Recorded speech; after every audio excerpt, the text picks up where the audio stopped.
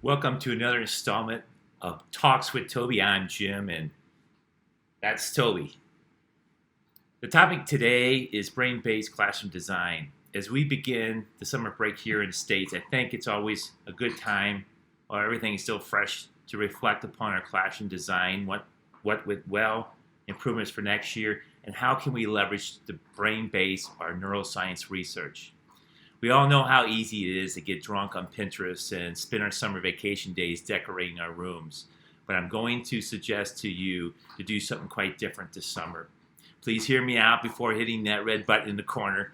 I know this will sound counterintuitive to what most of you are taught in terms of preparation and having your classroom all in place before your students return. But doing this actually robs your students ownership in their learning environment. I will also make the case that this will result in a much more purposeful, driven classroom free of wallpaper items. So this is an activity I'm suggesting that you do with your classes next year. Before Googling and checking Pinterest for ideas, let's get first an understanding how to reach the learning brain or the neuroscience of learning. To do that, I present Dr. Bruce Perry's work, one of the foremost experts in this field, with his sequence of engagement model. In terms of systems thinking or loose and tight couplings, Dr. Perry's sequence of engagement is the tight coupling or the non-negotiables of classroom design.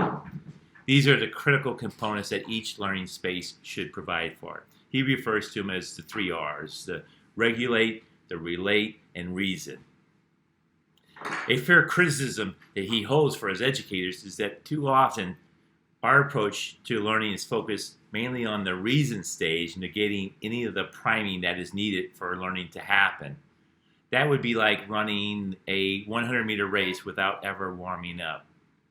So with this as your template, empower your students in the code designing process. Walk them through the 3R descriptors and gain insight to what that space will look like in their ideal classroom. And just to let you know, I've created a lot of these classrooms for under $500, so you don't have to have a whole lot of money. Just start where you're at. Don't worry about having the Taj Mahal of classroom design here. Take a look at the room that I designed up there, Tier 2, Tier 3 empowerment room. Designing these spaces along with coaching support can serve as your model classrooms for Tier 1 learning environments, giving classroom teachers an in-house PD resource toolkit. I guess you could call these rooms design incubators. Now the fun part is empowering your students to help co-design within this model. That's the loose coupling part, as there are many paths to a brain-based classroom design. So make yours yours. Now today's chat's been all about design, which I consider the easy part. Don't overlook the most critical piece first, which is your school culture. If you'd like more information about this topic, be sure to check out our website. That's all I have for today. Now go out and make this a summer of self-care. See you next time.